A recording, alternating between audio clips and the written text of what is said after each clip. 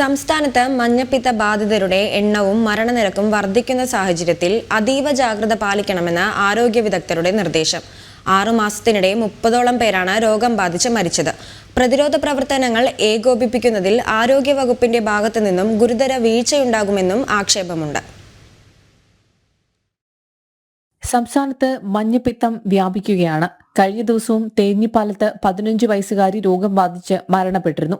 കഴിഞ്ഞ 6 മാസത്തിനിടെ 30ഓളം പേരാണ് മഞ്ഞപ്പിത്തം ബാധിച്ച് മരിച്ചത്. കഴിഞ്ഞ മാസം മാത്രം മരണപ്പെട്ടത് 5 പേരും.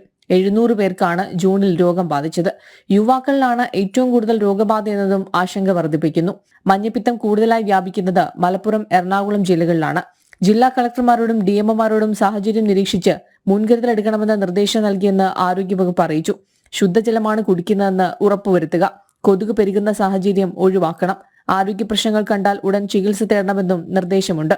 എന്നാൽ കാര്യങ്ങൾ ഏകോപിപ്പിക്കേണ്ട ആരോഗ്യവകുപ്പിന്റെ ഭാഗത്തു നിന്നും ഗുരുതര വീഴ്ചയുണ്ടാകുന്നുവെന്ന ആക്ഷേപവും ശക്തമാണ്.